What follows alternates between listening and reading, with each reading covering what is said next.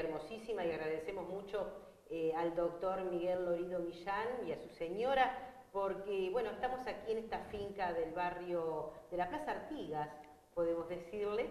Artigas y Ancina, nada menos. Artigas y Ancina, correctamente, doctor. Porque queremos charlar con usted porque, bueno, nos ha inquietado su vida, ¿no? Su vida como médico, como el primer neonatólogo que tuvo el interior del país, como cantante de tango, esa voz tan linda que a veces escuchamos en las distintas reuniones y que nos alegra en el corazón y que sin duda también ha sido parte de todo esto. Pero primeramente, doctor, conocer un poco cómo comienza esa carrera de médico, que sabemos que se inicia en Montevideo, pero que después la mayor parte de ella se hace aquí en Mercedes, ¿es así? Sí, exactamente, exactamente. Bueno, eso, la ida a Montevideo fue muy problemática porque no había condiciones financiero-económicas como para, digamos, pagarle a uno de los hijos. Éramos 4 hermanos, tres mujeres y yo. En aquellos años era más difícil, hacer una carrera. Sí, era dificilísimo. Obligatoriamente había que ir a Montevideo en primer lugar, ¿verdad? A la Facultad de Medicina. Pero el hecho es que yo me enteré de que había lo que se llamaba en aquel tiempo de la Universidad de la República, tenía un departamento de bienestar estudiantil. Sí. Y las exigencias que hacían no eran exigencias que uno fuera un brillante estudiante, no, de ninguna manera. Las exigencias eran que uno hubiera, por supuesto, hecho los cursos correspondientes a haber terminado los preparatorios y ya poderse ir a estudiar a Montevideo. Y eso sí, la exigencia fundamental era que tenía que allá cumplir con las exigencias de la Facultad de Medicina. Ahí está, correcto.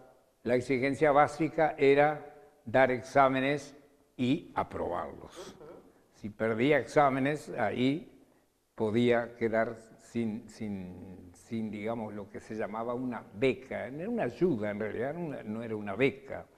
¿Y sabe cuánto era en el año 53? Eran 75 pesos. Y a la pensión primera que yo fui costaba 80 pesos. Y era una pensión mediana para abajo. ¿Cómo se hizo para poder terminar de pagar esa pensión durante todos los meses? No era para vivir solo, era para compartir una pieza con 2 hermanos más. Bárbaro. ¿Y por qué eligió la carrera de medicina? O sea, ¿tuvo algún modelo, tuvo alguien allí referente que le hizo gustar la carrera? Bueno, en general sí, pero quien realmente me empujaba hacia ello siempre fue mi madre. Mi padre no era tanto en eso, él decía que cuando uno tenía un oficio, y un oficio bien hecho y bien aprendido y bien manejado, uno se podía defender en cualquier parte del mundo. Eso era lo que decía mi padre. Pero mi madre decía, no, vos tenés que estudiar medicina, me decía. Se termina esa carrera y se queda en Montevideo un tiempo. ¿Cómo? Se termina la carrera y se queda en Montevideo. Ah, sí, yo me quedé en Montevideo varios años. ¿Trabajaba en qué lugares allá? Bueno, yo trabajé en muchos lugares. Trabajé primero, por supuesto, en el Ministerio de Salud Pública, pero también trabajé en el CASMU, o sea, sí. Y tengo, bueno, ya que me está haciendo la pregunta, yo me veo en la obligación de contestarlas, pero yo qué sé, es medio como compadreando. Eran todos cargos ganados por concurso de oposición. Pero está correcto, hay entonces eso a uno yo qué sé, es un recuerdo de orgullo que uno tiene, porque ser practicante interno, por ejemplo, en el Ministerio de Salud Pública significaba estar en contacto con las cátedras, trabajar todos los días, hacer guardias y estar aprendiendo, permanentemente estaba aprendiendo uno con gente que yo tuve la suerte, eran los profesores, no tanto el profesor grado 5, como se llama hoy, que por cada cátedra es un profesor, sino los inmediatos inferiores, los profesores agregados, los asistentes, ahora se llama grado 5, grado 4, grado 3, grado... Esos que están continuamente con uno al lado de la cama del enfermo y haciéndole ver a uno todos los detalles y exigiéndonos que eso sí, no se les escapaba nada, ¿no? Ahí te faltó tal cosa, andá, hacela de nuevo, hace esto, y después venís. Sí. Doctor, y usted dijo algo muy importante recién, estar al lado de la cama. O sea, el médico antes era diferente, era el médico que sabía no solo el chiquito qué le pasaba, yo creo que sabía la historia de toda la familia, ¿no? Por más que fuera pediatra. Sí, era sí. así, ¿no? Ah, por supuesto. Ah, sí. Y más en pediatría. Sí, por eso. Y más en pediatría. En realidad, fíjese que en aquella época usted era niña y no era ni nacida, y prácticamente el médico era un médico de familia. Claro. O sea, conocía toda la familia y de repente conocía 2 o 3 generaciones de cada familia. Claro, es así. Y había otras enfermedades que ahora no hay, por ejemplo, en aquella época estaba la rubiola, el sarampión, ahora prácticamente hay muy pocos casos. Bueno, en aquella época sí existían, eso eran las más comunes, digamos, en niños. Pero no se olvide que cuando apareció el famoso SIDA, pero yo ya estaba trabajando en Mercedes, porque acá en Mercedes apareció en los 80. Ajá, correcto. Yo atendí el primer niño hijo de una madre con SIDA, acá en Mercedes. Y además no es que lo debo reconocer, sino que efectivamente no sabíamos nada de SIDA. Como no se sabía nada de nada, tampoco en Montevideo. Inmediatamente se creó un equipo para, digamos, tratar de ponerse al día de qué era. Estoy hablando de Montevideo, ¿no? Sí, sí, correcto. En los lugares que después se especializaron, en fin. Correcto. ¿Qué recuerdos tiene de esa época de estudiantes, esos primeros años, justamente transitados en la capital del país? ¿Qué recuerdos le quedan de esos momentos? Bueno, a mí me quedan recuerdos muy lindos, muy lindos. Montevideo nunca me entusiasmó como ciudad, tanto que yo deseaba venirme al interior. Pero el primer recuerdo que tengo y que me daba risa después, porque yo lo cuento, cerquita ahí de la pensión donde yo estaba, había un cine, el cine uruguayo, ahí a 2 cuadras. Y entonces me acuerdo de la primera película que vi en Montevideo en ese momento. Gary Cooper en la película La Hora Señalada, que le quedó grabado eso queda grabado para toda la vida. Para toda. Sin duda que sí. En la época que era Gary Cooper, sí, ¿no? Sí, cuando era el actorazo. De primera. Sin duda. Doctor, ¿cuándo se viene a Mercedes? O sea, usted como dice, buscaba venirse al interior, buscaba volver a la ciudad, ¿no? Exactamente. Pero yo quería venirme, digamos, en condiciones de que yo estuviera preparado, justamente como recién dijo usted, o lo agregué yo, con conocimiento amplio, general. Yo cuando vine, no vine como médico pediatra. Se llamó a concurso de oposición para un cargo libre que había en Mercedes y que no se hacían concursos, y entonces surgió un concurso en el año 1970 para un cargo de médico general que se llamaba médico de sala y guardia adjunto. Pero era para adultos, o sea que yo vine a trabajar a Mercedes, al hospital, o sea, en el Ministerio de Salud Pública, sí. pero en sala de hombres, que medicina de adultos. Así sí. ¿Y después con los años, pasa a niños? Bueno, después prácticamente me obligó el Ministerio de Salud Pública a que pasara a niños, porque el doctor Costa Leonard se iba a retirar y se iba a retirar Werni también. Y yo estaba tan entrenado en medicina general y tenía unos compañeros tan agradables, que más que compañeros eran amigos. Uno de ellos era su papá, pero el que yo recuerdo, y lo voy a nombrar, sí, con todo cariño, era Víctor Pacheco, el papá de los actuales Pacheco, la otra generación que queda en el hospital. Bueno, y yo trabajaba con él y era una belleza trabajar con él, ¿no? Ah, sí, era una belleza. Éramos más que jefe y enfermero, éramos dos amigos trabajando. Ahí está. Mire, aquella guitarrita, la chiquita, ¿ves? Sí. Ese es un regalo ¿De él? de Pacheco, Qué sí. linda. Sí, preciosa. Para un cumpleaños se me apareció con esa guitarrita. ¿Y cómo era esos días de subir las escaleras de la antigua sala de niños? Sí. Que tenía 7, 8 escalones, creo que eran. Y sentir ya el llanto de los chiquitos. O sea, no sé, a uno le da como un poquito de temor sentir el llanto de los chiquitos, y creo que lo que quiere es aliviarlos y que sanen pronto y que se vayan, ¿no? Ah, sí. ¿Es así? Sí. Bueno, uno se acostumbra a ello, ¿verdad? Uno se acostumbra.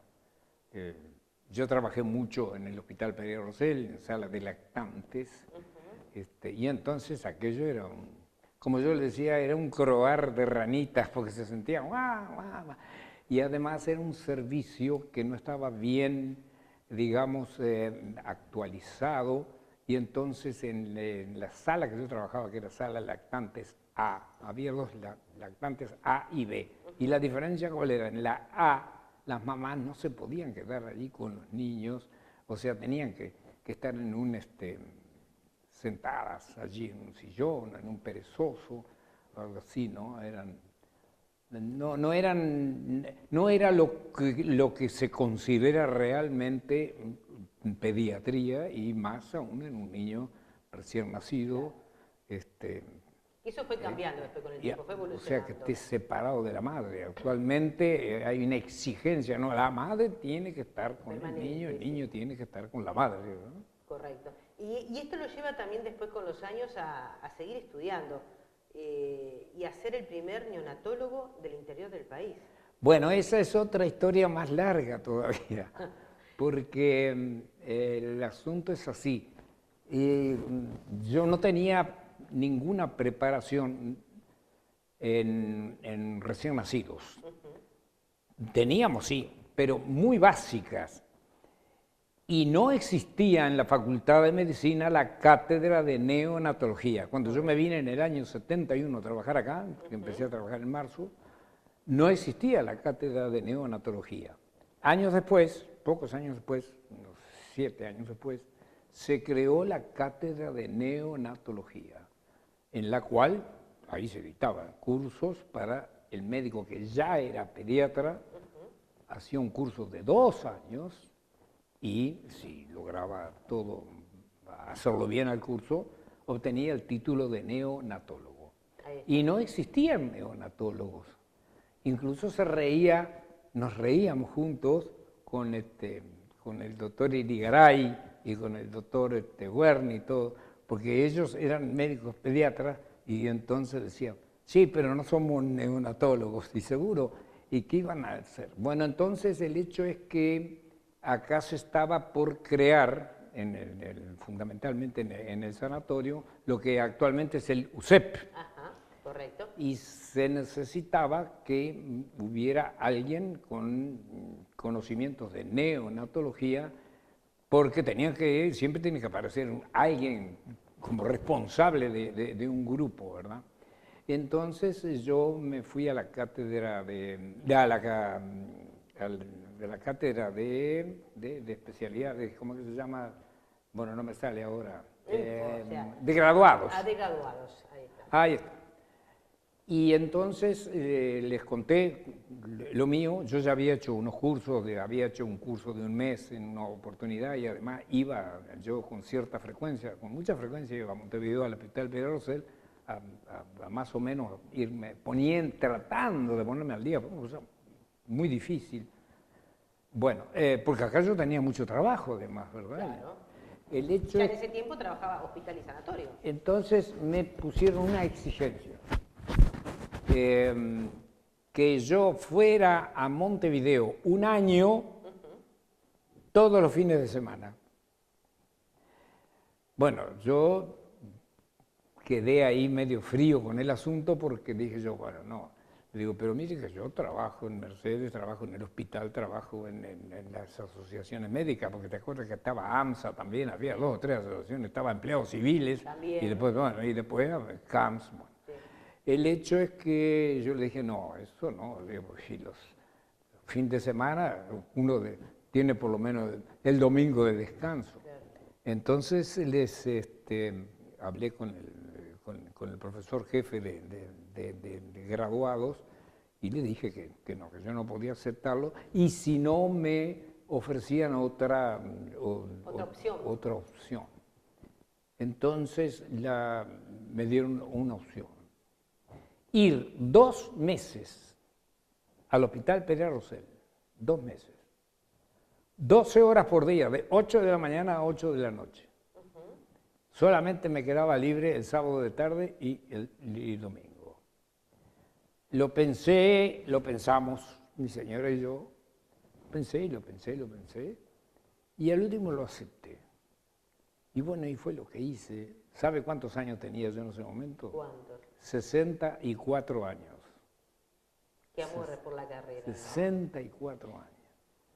Me costó un trabajo bárbaro, me costó. Había que estar 12 horas todos los días en el hospital, de 8 de la mañana a 8 de la noche, y controlado además, porque no era cuestión de entrar por una puerta y salir por otra, no, tenías que estar ahí. No, y aparte que los chicos demandan mucho trabajo. Demandan muchísimo trabajo. Además eran todas técnicas nuevas. Claro. Técnicas que en este momento van cada vez aumentando más, además. La medicina tiene eso, ¿no? De que cada vez es que el médico tiene que estar cada vez haciendo cursos, ayornándose porque evoluciona permanentemente. Pero usted sabe que para mí esa pregunta que usted me hace es muy interesante porque a mí me costó una decisión muy importante. Porque después que yo me vine a Mercedes de vuelta ya que ya tenía el título de neonatólogo, ya había venido el doctor Celios. Y Celios tenía mucha amistad con alguien que ahora es profesor titular, grado 5 de neonatología, que es el doctor Borbonet. Ahí está, sí. Entonces, tuvimos unas reuniones muy importantes, porque él dijo que él iba a venir, como no, que él venía, pero que él iba a poner sus exigencias. Y que las exigencias que planteaban eran indiscutibles. Correcto. Y era volver a hacer, como si yo volviera a hacer el curso de nuevo y otra vez a estar encerrado en esto, con esto y con esto. Y entonces yo le dije a Borbonet, digo, no, profesor, no. Yo ya tenía en ese momento 65 años. Sí, sí. Yo ya estoy en edad de jubilar. Digo, yo no puedo. Yo creo que, bueno, y entonces yo lo conversaba y él me miraba. Es una persona muy inteligente, muy atenta, muy cordial. Me miraba y me dice, está bien esa decisión, sí, dice, porque esta especialidad es para gente joven, porque es muy estresante esa especialidad, y hay que estar. Y quizás para evitar ese estrés, usted por ahí... Yo les dije que yo prefería, por lo tanto, no aparecer yo como médico neonatólogo, sino como médico pediatra y nada más. Y fue lo que hice, además, ¿no? Porque además había que hacer guardia en neonatología. A veces había una cantidad de exigencia muy bien planteada. Armó un equipo fenomenal. Claro. Y aparecieron 2 o 3 jóvenes. Entre paréntesis le voy a decir que cuando yo vine en el año 71 no había ninguna doctora mujer en Mercedes. Y hoy en día... Hoy creo que son mayorías. Hoy creo que son mayorías. Y hay neonatólogas que yo las atendí cuando eran niñas. Cicina Patiño. Vecina nuestra en calle Sarandí. Claro. Justamente para ahí va un poco mi idea ahora de preguntarle, ¿tiene idea cuántos chicos atendió usted?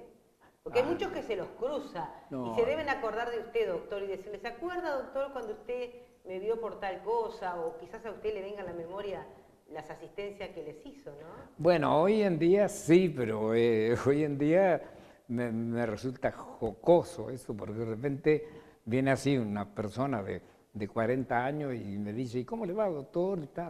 No se acuerda de mí, yo lo miro, después me voy a acordar. Yo, sí, ¿se acuerda que usted me atendió en tal lugar y tal? Y claro, entonces uno empieza a recordar en qué barrio fue. Pará un momentito, claro. Entonces vos sos fulano. Tienen 40 años. Ya, imposible, ¿no? Ahora, la profesión, más allá de que usted está jubilado hoy en día, la profesión no se deja de lado. Creo que médico es toda la vida. Y por allí, si a alguien le duele algo, aparece con algo, ahí está el consejo del doctor Lorido, ¿no? Bueno, Aunque sea para los uno amigos. tiene que tener ahí, sí, con los amigos sin ninguna duda, pero ahí uno tiene que tener mucho tacto, ¿verdad? Porque en realidad uno se está, digamos, extralimitando, ¿eh? Está haciendo medicina, ¿cómo que se llama? Cuando uno, ilegal, yo qué sé, es una forma de hacer medicina ilegal, no, en este momento no, yo no, de ninguna manera. Claro, pero por ahí viene un Pero consejito. aconsejo, digo cosas, en fin, Sí. pero nada más, ¿no? Nada Ahí más, está. porque ¿No se extraña, doctor? yo les tengo mucho respeto y mucho cariño a los médicos nuevos, a pesar de que muchos de ellos son muy criticados porque la gente viene y dice, médicos eran los de antes, pero esas son frases. Le digo yo, ¿y qué? Lo que pasa es que ellos vienen, digamos, con otro empuje diferente, ¿verdad? Correcto. ¿Pero no se extraña la profesión? Se extraña, sí. Se extraña, ¿no? sí. Bueno, yo me mantengo mucho en contacto siempre con el hospital y con el San Antonio. Claro. Sí. Y la música, esa beta musical que tiene usted, esa particularidad de cantar tangos, nace como algo para desestresarse, para dejar de lado quizás todas las preocupaciones y bueno, y por allí hacer algo que también le gusta. Bueno, a mí siempre me gustó cantar, pero yo nunca cantaba en público, cantaba en reuniones, en asados, en comidas. ¿Siempre tango? Bueno, no, porque la primera vez que yo canté y aprendí a cantar en coros fue acá en Mercedes, que se llamaba Coro Parroquial. Y lo dirigía el sacerdote Luis Velando Viola. Después vino el padre Ferrero. Bueno, esos nos enseñaron a cantar y a cantar en coro, y a cantar en serio, y a tener disciplina, porque eso es lo más importante. Aunque parezca mentira, ¿no? Sí, hay que tener disciplina. Ahí está. Y después siguió cuando estaba en facultad, cuando ya... Bueno, cuando estaba en facultad yo no tenía mucho tiempo yo para andar en otras cosas, no da el tiempo. Pero a veces nos escapábamos con un par de amigos, estuvieron muy en auge en el año, por ejemplo, durante toda la década de 60, las vinerías en Montevideo. Entonces nosotros íbamos a una o dos vinerías que nos conocían, que había guitarristas. Ahí está. Y entonces siempre alguno le decía, che, fulano, mirá que canta también, entonces a ver que venga para acá. Y ahí empecé a cantar en público. Surgía el canto. Claro, ahí está. Pero era algo lindo, ¿no? Sin duda. Usted Sí, estuvo hermoso. también en coro después, cuando ya estaba en Mercedes. Cuando vine a Mercedes, sí, entré en el coro Santa Amelia. ¿En coro Santa Amelia? Sí, yo estaba jugando al billar, ¿ves? Son cosas que no se olvidan más. De noche estaba en el hogar español jugando al billar y pasaba a Chanal de Lun Millán y Russo, ¿se acuerda de Russo? Sí. Bueno, y entraron, che, Miguel, ¿y qué estás haciendo? Estoy jugando al billar. ¿Y ustedes van a dónde van? Dice, vamos a la casa de María del Mar, que vivía a la cuadra ahí, a ensayar. Che, ¿por qué no venís con nosotros? No, déjense de embromar, déjame tranquilo que estoy jugando. No, nada, dejate de embromar, que vos, dejate de embromar, que qué estás haciendo acá, vení. Me llevaron a la casa de María del Mar, entré en Santa Amelia. Ahí está. Que está por cumplir 40 años en Santa Amelia. 40 años. Empezamos a ensayar ahora estos días, porque vamos a cantar canciones que ya conocemos, ¿verdad? Pero usted sigue el coro. Pero en algunos, por ejemplo, en algunos momentos no, en algunas etapas yo tuve que prácticamente dejar de ir al coro por el trabajo, porque resulta que el coro tiene sus horas de ensayo, por ejemplo, a las 7 de la tarde, o, sí, 7, 7:30, 8. Y yo de repente andaba haciendo llamados. Claro. Demanda su tiempo. Entonces, Demanda su tiempo. estaba, digamos, agarrando demasiado de oído algunas canciones y no las sabía bien, y entonces yo me enojaba conmigo mismo y digo, no, voy a dejar de venir un tiempito, le digo, perdónenme, pero no puedo, así no puedo, porque a mí no me gustaba cantar porque el otro que estaba al lado mío lo sabía, no, yo quería saberlo yo. Claro, pero había dos guitarristas que yo siempre lo vi con usted, que eran algunos de los que nos acompañaban en muchos tangos. Ah, sí, sí. Después se lo he visto cantar al piano el maestro de Biase. Ah, sí. Sí. Lo he visto con diferentes acompañantes por allí, ¿no? Sí. Interpretando tangos. Y tuvimos... interrupción. Te olvidaste del coro de Martino. Ah, bueno, también canté en Los Madrigalistas de la Merced, con Martino Rodas.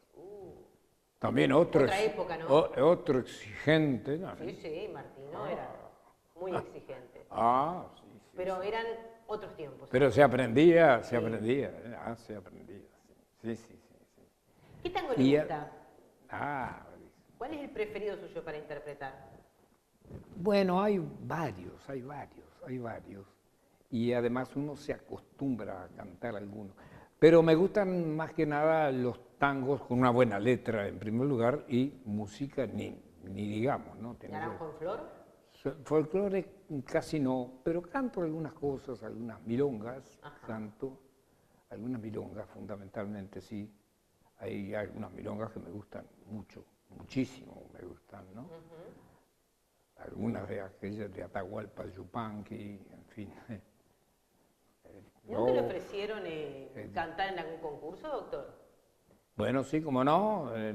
Cuando fui a un concurso sobre Carlos Gardel en Tacuarembó. Ajá. Sí. Porque primero se hizo un concurso acá. Claro. Se hacía todos los años. Sí. Y entonces tuve oportunidad de ir a Tacuarembó. Pero había otros cantores mucho más jóvenes que yo y cantaban muy bien. Yo salí en ese concurso, salí tercero ahí, así.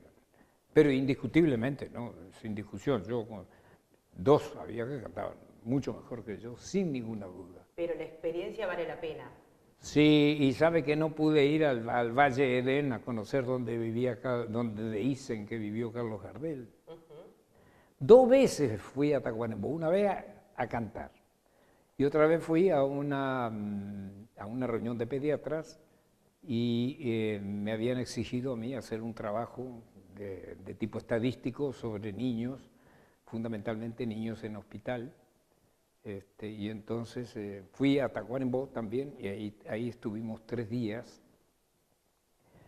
Y las 2 veces que fui a Tacuarembó, cuando fui a cantar, y la vez que estuve allí 2 o 3 días,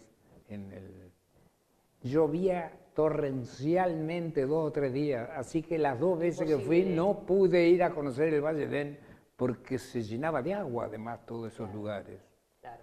Y entonces yo decía, no hay caso, no puedo conocer dónde estaba Don Carlos.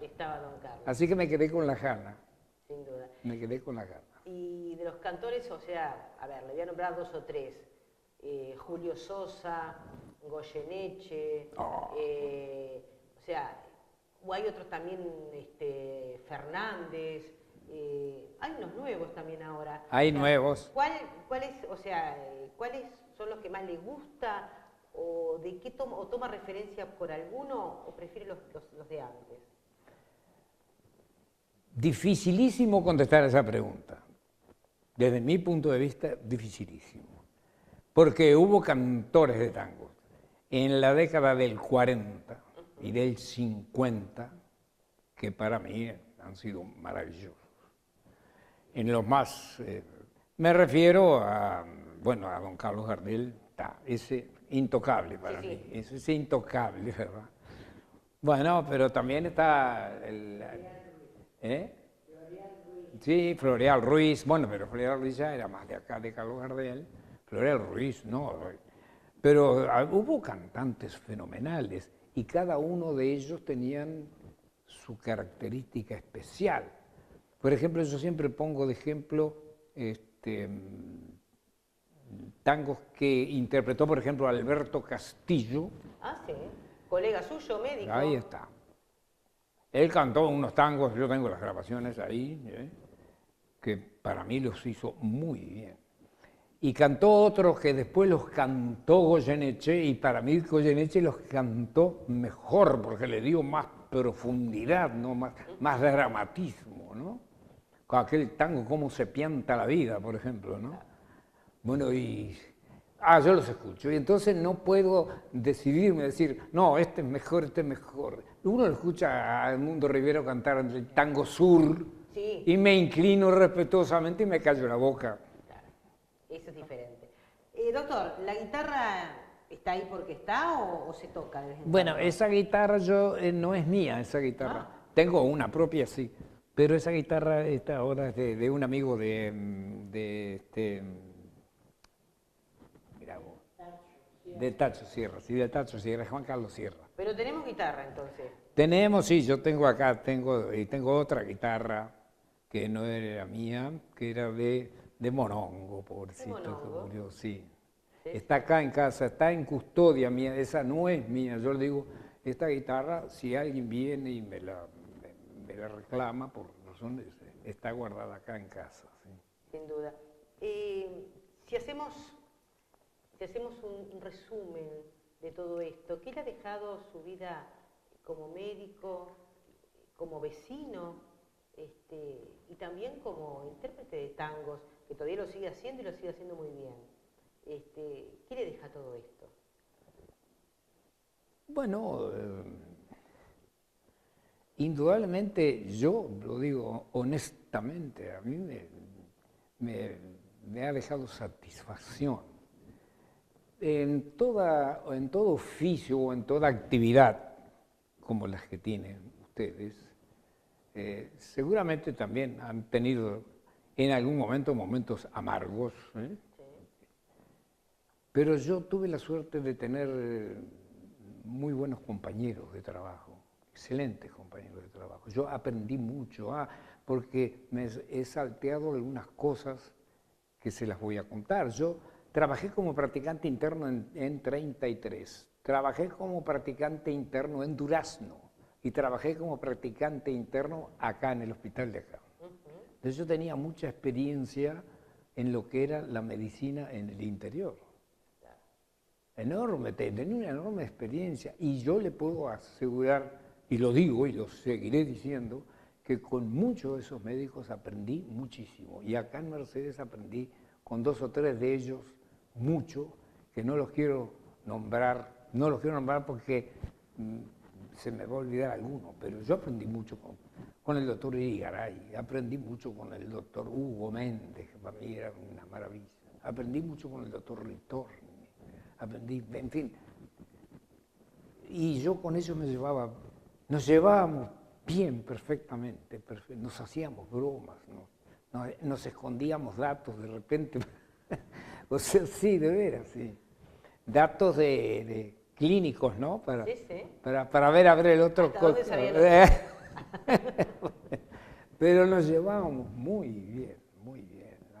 Yo he sentido tanto la falta de ellos, ¿no? Bueno, Irigaray, yo que sé, era un padre para nosotros, ¿verdad? Irigaray era un padre. Y Hugo Méndez era un compañero de trabajo permanente. ¿Había un trabajo más humanizado, podemos decir, antes? Bueno, eso yo no me atrevo a asegurarlo. ¿Hay un relacionamiento distinto entre la gente? Bueno, eso es uno de los, digamos, problemas a los cuales que me preguntan mucho, ¿verdad? Y yo no me atrevo a contestar esa pregunta, porque dicen, no, eso que yo les decía, sí, que hace un rato, que médicos eran los de antes. Quizás hubiera la ciudad mucho más chica, quizás las personas se conocían más entre ellas, así familiarmente. Claro, sí.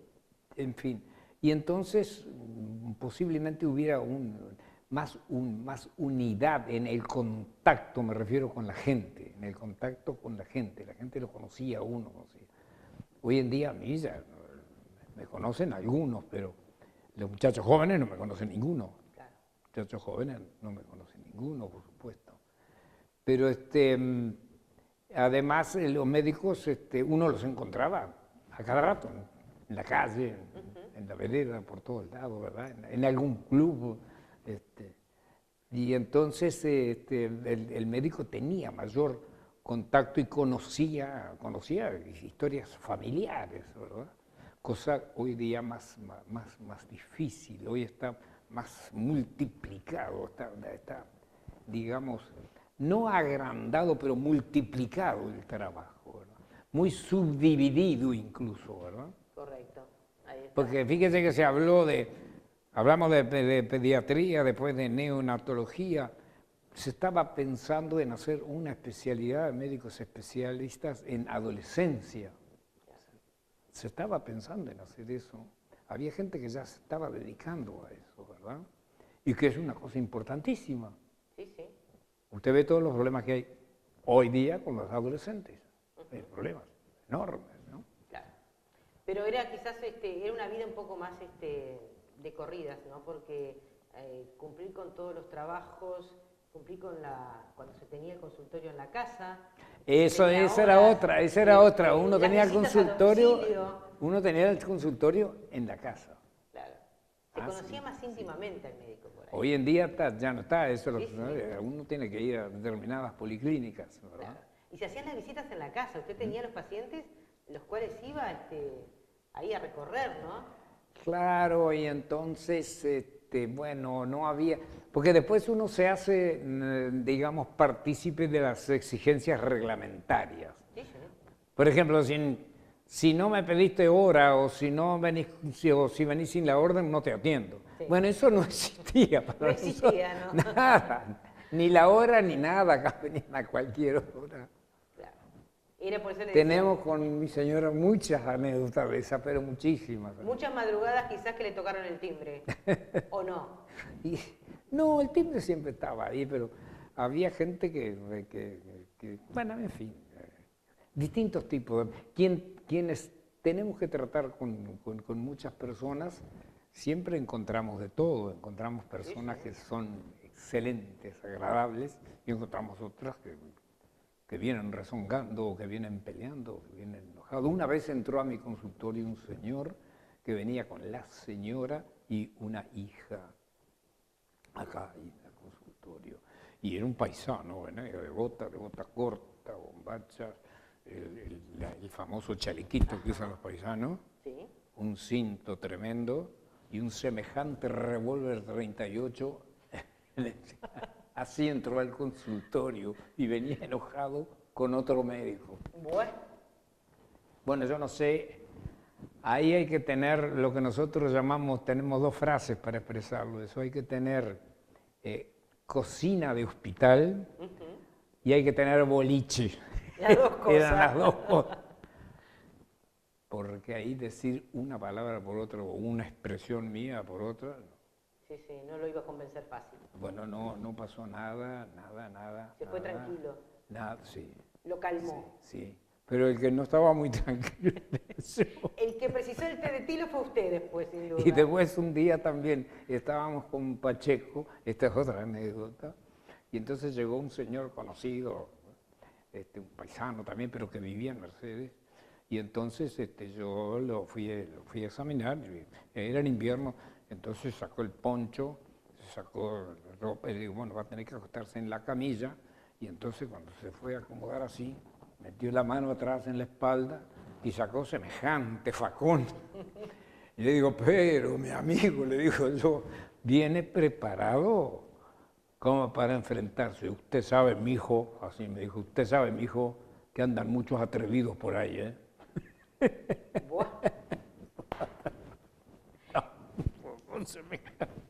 Sin duda, doctor, que bueno, que con estas anécdotas, con su actividad en el canto, que todavía la sigue, Sí, porque, sí. como me Estamos de nuevo ensayando en el Santa Amelia. Ahí está, ensayando en el Santa Amelia, habría muchas cosas más por seguir conversando con usted de toda esta vida tan rica que ha compartido con su señora, que ha compartido con toda la gente de Mercedes, y que bueno, que le agradecemos que nos haya abierto las puertas de su casa para meternos un poquito aquí dentro y saber un poco más del querido doctor Lorido, Bueno. que muchísima gente, por una u otra razón, lo conoce y que aún hoy podemos seguir disfrutando de algunos tangos que por allí nos encontramos en alguna fiesta que se genera. Bueno, y yo hace pocos días recibí una invitación, no pude ir. Tengo que agradecerles ahora porque acá está la parte gremial, que es la Gremeso. Sí. Y yo fui presidente de Gremeso. Y entonces me invitaron a ir a una reunión porque se cumplía años de Gremeso. Bueno, Los 25 años. y sí, y no pude ir porque fue cuando se enfermó mi hermanita Nancy. Claro.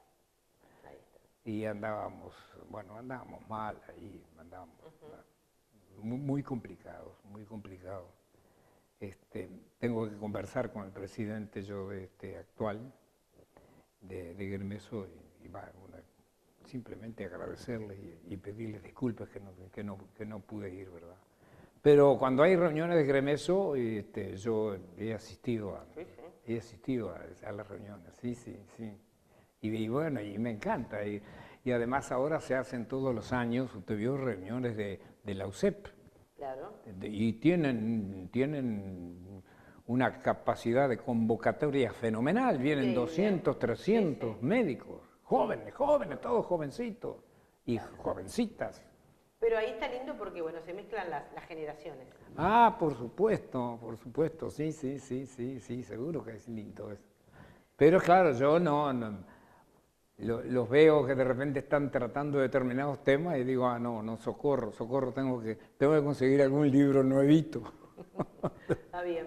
Doctor, gracias por habernos recibido en esta casa suya, que estamos viendo ahí las hermosas caricaturas que también le han regalado, cómo conserva los recuerdos de los cuadros de don Cabezudo, del maestro y gran pintor sí. Fernando Cabezudo, de otro grande que fue Armando López en la fotografía, y que bueno, que aquí queda todo como encerrado en un mismo espacio, ¿no? Una noche en un cumpleaños de Hugo Rey, que todos le dicen el peludo. Sí, el peludo.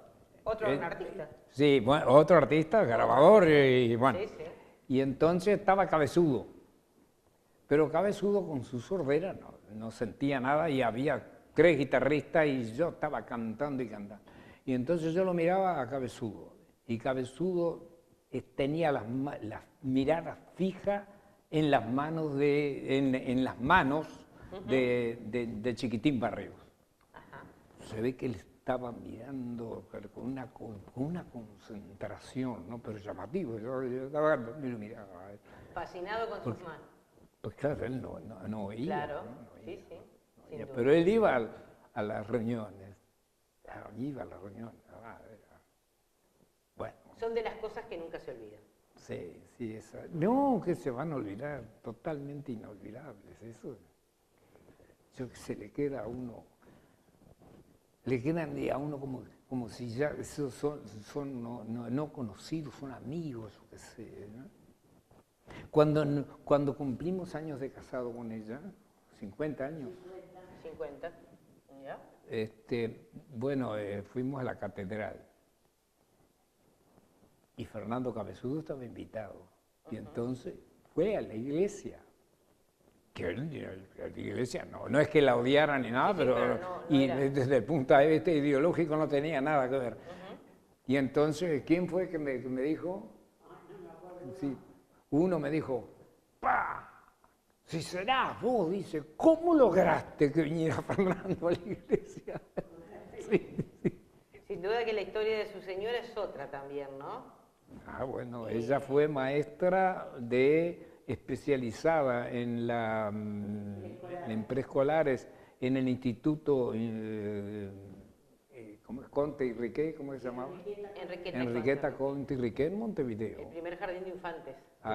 Y ella hizo todo el curso reglamentario. Claro, pero le decía, la vida de ella también es importante porque detrás de un gran hombre hay una gran mujer. Yo Siempre se creo dice. que ella en ese momento era muchísimo más grande que yo. Sí, no, pues de veras, porque nosotros nos casamos también y al principio teníamos que vivir separados, porque, claro, ella trabajaba en un lado y yo estaba en Montevideo.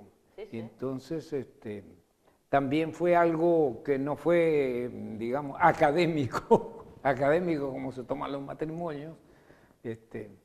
Y, y bueno, pero el asunto es que lo logramos y nos hemos adaptado, yo creo que bastante bien los dos, ¿eh? Claro, por eso Ahora le decía. estamos y- solitos, nuestro hijo tuvimos la desgracia de perderlo en ese accidente, en fin. Tenemos una nieta preciosa Hay una nieta divina ahí, de ¿no? 15 años, acaba de cumplir 15 años.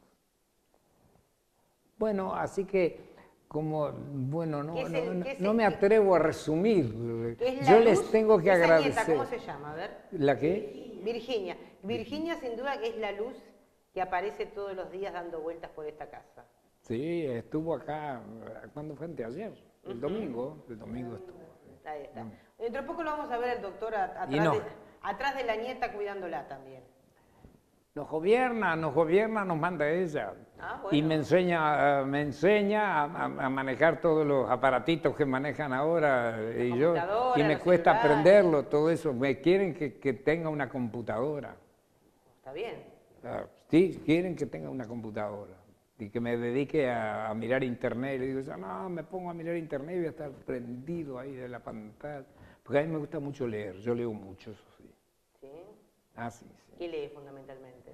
De todo, leo de todo. Incluso leo libros de medicina. Pero más que nada la parte social de la medicina, ¿verdad? La parte social. Que hoy en día, usted sabe que está la parte social justamente de la medicina, está muy en efervescencia. Sí. Hay quienes están a favor y quienes están en contra de lo que se ha hecho y de que cómo se va a hacer y que cómo va a evolucionar, en fin. Y entonces yo estoy bastante bien informado de todo eso, bastante bien informado porque leo mucho y además pregunto y hablo con algunas otras personas, ¿verdad? Pero eso es importante porque lo mantiene activo. Ah, me mantiene, sí, me hace rezongar también. Bueno, son temas aparte, Sí. sin duda.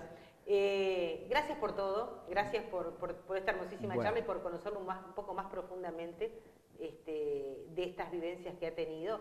Y bueno, y esperamos verlo por allí dentro de muy poco cantando entonces con el coro Santa Amelia. sin Bueno, duda. yo les agradezco a ustedes la visita y bueno, en cierto modo, la elección que han hecho de mí, yo dije, y bueno, soy un veterano, algunas cosas voy a poder contestar, ¿verdad? Reencuentros para reencontrarnos con nuestros vecinos. Ahí está. Gracias, doctor. Ahí está. Muy Muchas gracias a ustedes.